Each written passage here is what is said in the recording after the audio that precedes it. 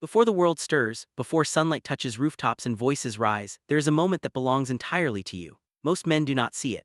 They believe the day begins when it demands their attention, when orders arrive, messages sound, and the noise of life drifts in. They are mistaken. The first hour of the day is a battlefield of the mind, and victory here determines the outcome of every hour that follows. Mental strength is forged before the sun commands the sky. If it is not claimed in silence, it will be stolen by distraction, by hesitation, by weakness. When the body is still and the mind is quiet, the first hour is not empty. It is a canvas unshaped and raw, awaiting the imprint of discipline. Most men waste it on trivial thoughts or external noise. They reach for devices, scroll for validation, or chase fleeting impulses. In doing so, they surrender the day to forces beyond their control. By mid-morning, they feel rushed, fragmented, and reactive. They cannot understand why, yet the answer is simple: the first hour was lost. Mental strength does not appear later to compensate for early surrender. It must be established before the world begins to speak. Silence in this time is not passivity. It is deliberate command. To sit without seeking distraction, to breathe without agitation, to observe the mind without judgment is an act of authority. The mind, if left unattended, will invent excuses, imagine difficulty, and propose delay. These are subtle, persuasive voices, and if listened to, they will lead the day. To rise and meet the morning with deliberate presence is to issue the first command, that you will act according to principle, not desire. Weakness is silenced before it even attempts to speak. Some believe motivation is necessary to begin the day. This is folly. Motivation is fleeting, unreliable, and subject to mood. Authority is permanent. It is claimed through action, not emotion. Standing, moving, breathing deliberately, these are statements to the mind that you are awake because you have decided to be awake. Feeling ready is irrelevant. You are ready because you act. The first hour is your proof that the mind obeys command before it has a chance to negotiate. The first hour also teaches awareness. In silence, distractions cannot hide. Thoughts reveal themselves without interference. Anxiety, impatience, and doubt appear with clarity. These are not enemies, they are teachers. Comfort conceals weakness and allows it to grow unnoticed. Pain, tension, and quiet observation expose it immediately. By seeing the mind as it is before the day interferes, you begin to correct it. You align thought with purpose, intention with action, and resolve with reality. The disciplined use this time to direct attention inward rather than outward. External events have not yet arrived to demand reaction. Messages wait, tasks wait. The world's urgencies are dormant. This is not the time to respond, it is the time to decide. To decide who commands your attention, where your focus will reside, and how your energy will be applied. Early alignment is not preparation, it is action. It ensures that when the day arrives, you meet it on your own terms. Mental strength gained in this hour is subtle but undeniable. Those who practice it do not need to announce it. It is visible in posture, in measured breathing, in calm reactions when chaos begins. Others feel it even if they do not see it. The first hour builds presence that lasts, authority that is quiet but absolute. By the time disturbance arrives, the mind has already stood its ground. Discipline in the early hour also teaches patience. There is a natural urge to act, to fill emptiness, to move before readiness is established. To resist this urge is to strengthen control. A mind that can remain still while everything else sleeps can remain steady while the world spins. This patience is not learned through ease but through practice in deliberate stillness, repeated day after day.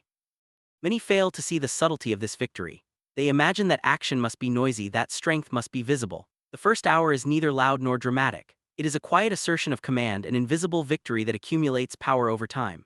Each day that begins with control is a deposit in the bank of discipline. Each day that is surrendered is a withdrawal from capability, leaving the man vulnerable to circumstance. The first hour also provides clarity. Thoughts that arrive unchallenged during distraction often scatter attention, amplify doubt, and exaggerate difficulty. In silence, they are contained, observed, and measured. Perspective emerges. Decisions become sharper, priorities clarify. The mind learns to separate signal from noise before the world imposes its own chaos. Consistency is essential. One morning of discipline will not suffice. Repeated practice over weeks and months turns habit into instinct. Strength that is maintained through repetition becomes part of identity. Weakness becomes unfamiliar, almost foreign. The first hour is a forge, and only through consistent attendance does the mind gain resilience that is invisible yet indestructible. Humility is found in this quiet practice as well. The day does not bend to the strong. Strength is not proven by domination but by readiness. Rising before distraction teaches respect for time, for effort, and for reality. It teaches that mental power is claimed, not given. Those who wait for circumstance to demand action are always behind. Those who act first shape circumstance. The reward of this hour is not immediate. It is subtle, cumulative, and undeniable. Calmness under pressure, clarity amidst chaos, decisiveness when others hesitate. These qualities emerge naturally from the discipline of starting before the world demands attention. By sunrise, the mind has already stood and the day cannot unseat it. The first hour is not long. It requires no elaborate ritual. It requires intention, presence, and repeated practice. Even a brief period of quiet alignment taken consistently builds authority over the mind. Over time, this authority becomes instinctive, automatic, and unshakable. Those who neglect it may seek calm later in the evening or in isolated moments, but this is always harder. By then, fatigue, distraction, and obligation have already taken root. The advantage lies in the earliest hours when silence and stillness are available, when the mind is unclaimed, and when victory can be achieved before the day even begins. Mental strength is the foundation for all else. Without it, action is reaction, discipline is performative, and life is scattered. With it, even chaos is manageable, opportunity becomes visible, and presence carries authority. It begins in the quiet hours in deliberate attention before the world wakes. Stand in that silence, decide first, command the mind before it commands you, win the first hour and the day follows. Weakness hides behind comfort, and the mind accepts it without complaint. Most men spend their lives avoiding difficulty, believing that ease is a reward, that struggle is to be delayed, postponed, or avoided entirely. This is a lie the world whispers gently, and it is the most dangerous lie of all. Pain is the truth teller. It is the one teacher that cannot be deceived, that cannot be ignored, and that does not negotiate. To embrace discomfort daily is not cruelty to the self. It is mastery over the self. Comfort numbs awareness. It allows flaws to exist unnoticed. A man may rise each day, meet minimal obligations, and believe himself strong, but the illusion shatters the moment resistance appears.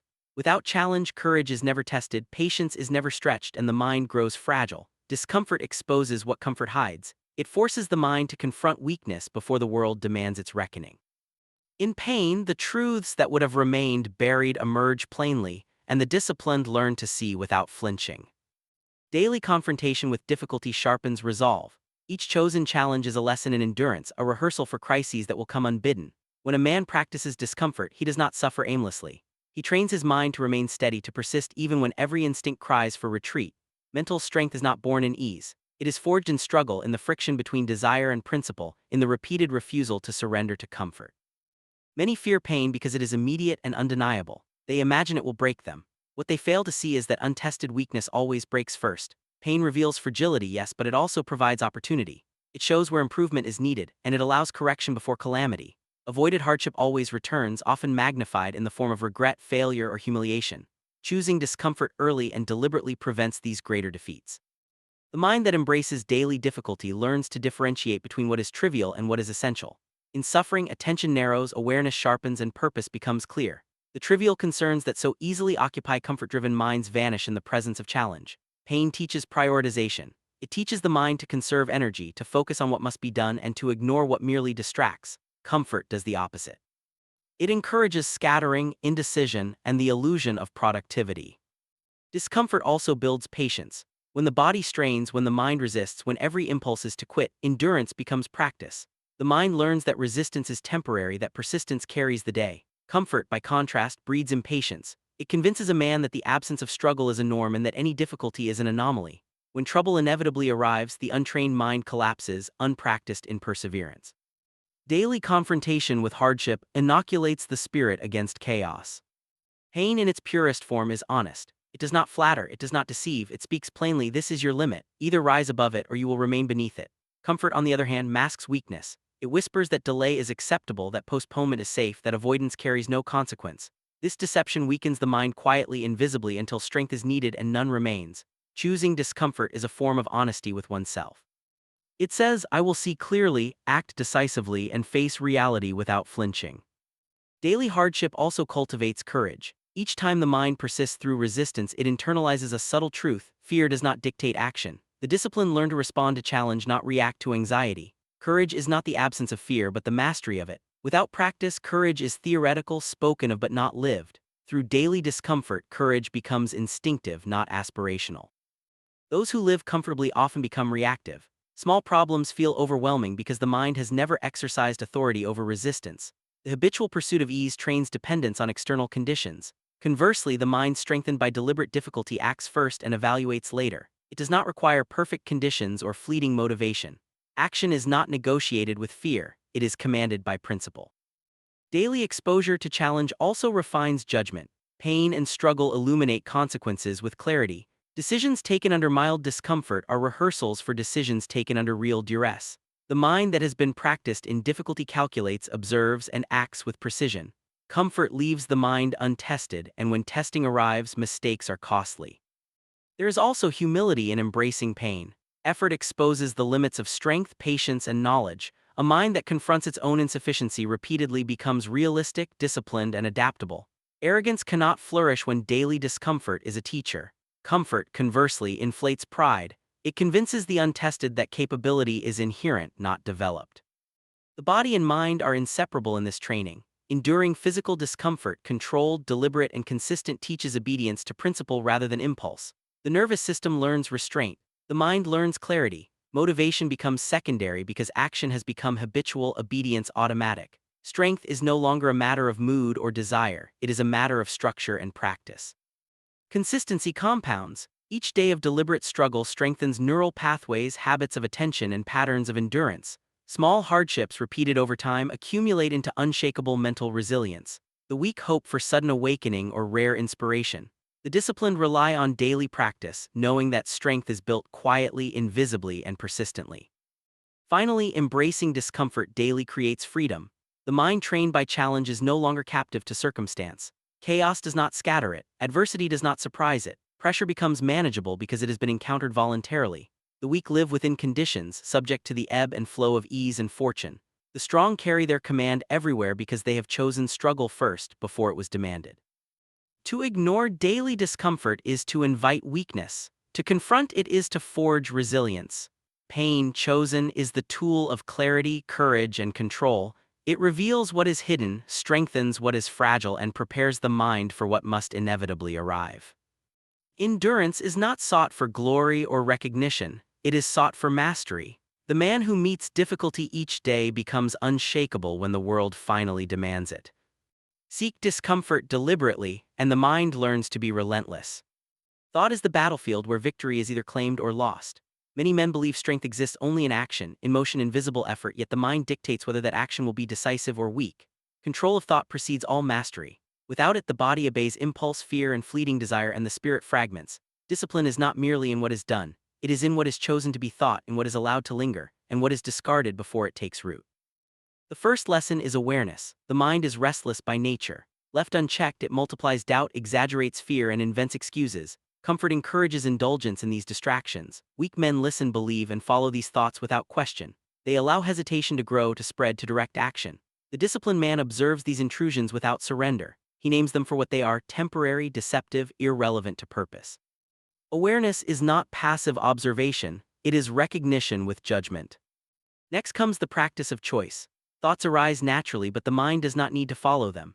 Every thought is a soldier offering counsel, and every counsel must be examined. Which serves purpose, which sows weakness, choosing which to obey and which to discard is the exercise of mental authority. This is the point at which strength is born. If the mind obeys every passing fear or fleeting desire, the body and spirit remain enslaved. If the mind commands, the body and spirit align, and action becomes precise, inevitable, and strong. The habit of controlling thought begins with small decisions. When hesitation appears, the disciplined man pauses only long enough to recognize it, then acts. When doubt arises, it is met not with argument but with acknowledgement and deliberate choice. The mind trains in this discipline before circumstances demand it. This practice in calm prepares the mind for chaos, for confrontation, and for challenge. Without it, the first test of adversity shatters confidence before it is even exercised. Many fear control of thought, believing it to be suppression or unnatural. They mistake obedience of the mind for rigidity. True mastery is flexible like water. The mind directs without constriction. It chooses focus, discards distractions, and aligns perception with intention. Discipline here is fluid yet unyielding, precise yet adaptive. The weak are rigid in appearance but scattered in reality. The strong appear calm because the mind is already steady beneath the surface. Control over thought also requires confrontation with self-deception. The mind invents comfort, justification, and illusion to avoid effort and discomfort. These deceptions appear subtle, like whispers in a crowded room, yet they can redirect entire lives. To control thought is to detect these whispers and refuse them authority. To control thought is to live in alignment with reality rather than convenience, principle rather than fleeting sensation. Silence is the teacher here. When the mind is quiet, the patterns of thought become visible. One observes where impatience arises, where pride seeks recognition, and where fear attempts to manipulate decision. These are not failures, they are data. They indicate where mental strength must be exercised. Comfort conceals these moments, distraction amplifies them. Only in deliberate stillness does the mind reveal itself honestly.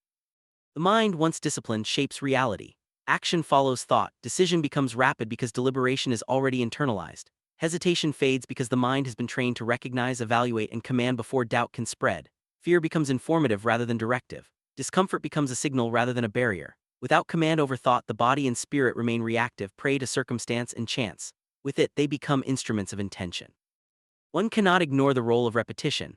Thought is not mastered in a single day. Daily practice is required. Each morning, each deliberate pause, each decision to act rather than ruminate strengthens the neural pathways of control. Over time, this practice becomes instinctive. The mind moves efficiently, decisively, without constant supervision. Weakness becomes unfamiliar. Indecision is foreign. Habitual control over thought is the foundation upon which all other discipline rests. Another lesson is the refusal to seek comfort in reassurance. Men often attempt to control thought by seeking validation from others or confirmation from circumstance. The discipline learn that internal authority must precede external signal. The mind must act based on principle, not approval. Each decision, each command over thought reinforces independence. External chaos cannot penetrate a mind that governs itself first. Fear is a constant test of thought. It arises in every arena, subtle or pronounced. The untrained mind reacts, creating paralysis, confusion, or misdirected effort. The disciplined observe the sensation of fear, acknowledge its presence, and act according to principle. In this way, courage is born not in absence of fear but in governance of thought. The mind teaches the body what to endure and the spirit what to hold before challenge arrives. Discipline over thought is also humility. It reveals limits, exposes illusions, and confronts arrogance. A man who controls his mind knows he is neither omnipotent nor flawless. He understands that mastery is a process, earned through persistent effort and observation. Arrogance thrives in comfort, humility grows in disciplined awareness. The consequence of uncontrolled thought is evident in every aspect of life. Reaction replaces action, doubt replaces confidence, and weakness grows silently. Strength without mental command is fleeting, circumstance-dependent, and fragile. Action may succeed once, twice, but it cannot endure against relentless challenge. A mind trained in control, however, becomes an unshakable axis around which the body and spirit revolve. Thought also guides attention. The untrained mind disperses energy across trivialities, distractions, and imagined urgencies. The disciplined mind directs focus with intention. Every observation, every consideration, every calculation serves purpose. Wasteful thought is eliminated. Energy is conserved and concentrated. Life becomes efficient, deliberate, and formidable. Mental discipline is not inflexible. It does not destroy creativity or spontaneity. It allows them to exist where they serve and removes them where they hinder. Control over thought is a framework, not a cage. It ensures that imagination, courage, and action are aligned, precise, and unstoppable. The weak confuse freedom with disorder. The strong understand that freedom is born of command, not absence of restraint. Every day is practice. Each decision, whether large or small, is an opportunity to exercise authority over thought. Moment by moment, the mind learns to resist distraction, ignore comfort, and act in accordance with principle. Over years, these decisions accumulate, forming a mind that does not falter under pressure, a spirit that does not yield to circumstance, and a life that moves deliberately toward mastery. Control of thought is the cornerstone of mental strength. Without it, effort is wasted, discipline is superficial, and the self is vulnerable. With it, the body obeys instinctively, action becomes precise, and the spirit is unshakable.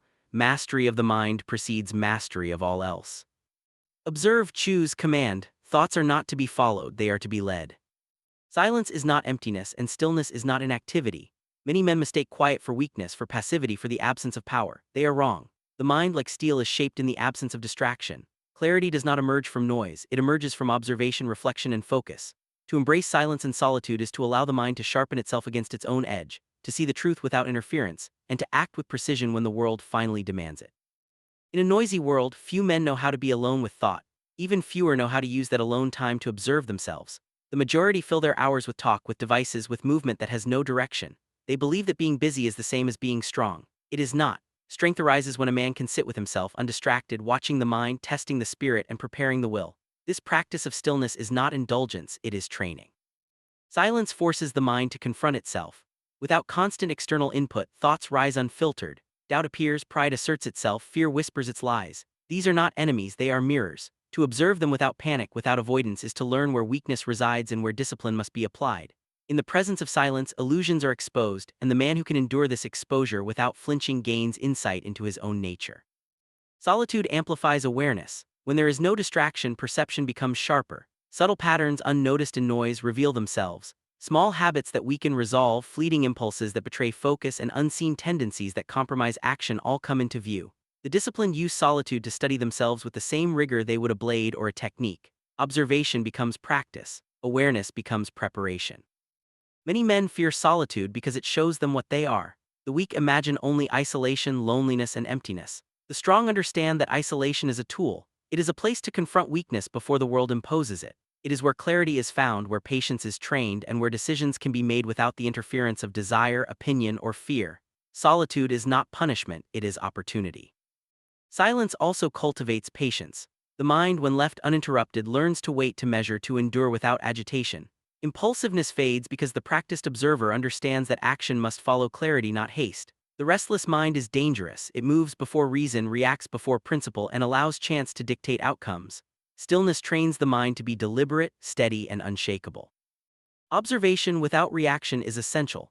The mind notices patterns without attempting to control or change them immediately. Weak men act on impulse, mistaking activity for mastery. The strong watch, record, and understand before they move. Timing becomes instinctive, judgment becomes precise. Action is no longer reaction, it is intention made manifest. Silence teaches the value of pause. In these quiet moments, a man also learns humility. The world does not revolve around him. Opinions, expectations, and imagined urgencies fade into irrelevance. What remains is reality, the present moment, the limits of the body, the clarity of thought, and the readiness of spirit. This humility does not diminish strength, it refines it. A man who is comfortable in stillness does not need validation. He has authority over himself. Solitude also exposes the illusions created by comfort. Men surrounded by noise and distraction are deceived into believing they are capable, disciplined, or focused. They are not tested. Silence strips away pretense. It forces the mind to reveal its true priorities, its true limits, and its true readiness. Those who practice stillness daily learn to act from truth rather than from imagined strength. The practice of silence sharpens decision-making. When a man observes without interference, the mind can see connections others overlook. Actions, consequences, and strategy become clearer. In the world, choices are rarely simple, and reaction without foresight is dangerous. The disciplined use solitude to prepare the mind for complexity, to foresee, to align thought and intention before movement. Noise obscures these possibilities, silence illuminates them. Stillness also teaches resilience. The mind accustomed to constant stimulus is fragile. It demands entertainment, reassurance, and external direction. When pressure arises, it cracks. The mind trained in solitude remains unshaken. It has been tested daily in moments when nothing demanded anything, and therefore it is ready when everything demands everything. Resilience is built not in crisis, but in preparation, and solitude is the crucible of that preparation. Many avoid silence because it is uncomfortable. The mind resists being alone, for it encounters what is true and unflinching. Yet discomfort is the path to mastery. In the stillness, the man learns to endure mental tension, to observe without succumbing, and to strengthen resolve before challenge arrives. Comfort, in contrast, shelters the mind and leaves it unprepared. The disciplined choose the path that reveals weakness rather than hides it. The body, too, is disciplined in solitude. Simple exercises, controlled breathing, and observation of posture and movement create alignment between body and mind. The mind observes signals from the body without distraction, and the body learns obedience to deliberate command rather than impulse. Strength is honed silently, invisibly, but it manifests unmistakably when required. The power of silence extends to perception of others. A mind trained in stillness reads intention, emotion, and subtle signals more clearly. Distractions do not cloud judgment. Impulses do not mislead. Observation becomes insight, and insight becomes advantage. The weak act on what they think they see. The strong act on what they truly understand. Consistency is critical. 1 hour of solitude is a gift. Repeated hours form a fortress. Daily practice accumulates into instinct. The mind learns calm automatically. Observation becomes habitual, and distraction loses authority. Weakness becomes foreign, focus becomes second nature. Silence and solitude are not indulgences. They are tools of mastery, preparation for action, and cultivation of mental strength. The world may be noisy, urgent, and chaotic, but a man who has learned to sit with himself, to observe without distraction, and to act with clarity is never unprepared. Others are swept by circumstance, he moves deliberately within it. To train in stillness is to sharpen the mind before the world challenges it. To practice observation without reaction is to prepare the spirit for inevitable tests. To embrace solitude is to command attention inward, establishing mastery over self before facing others. Sit in silence, observe without flinching, let the mind sharpen itself. Master stillness, and chaos will bend to your clarity.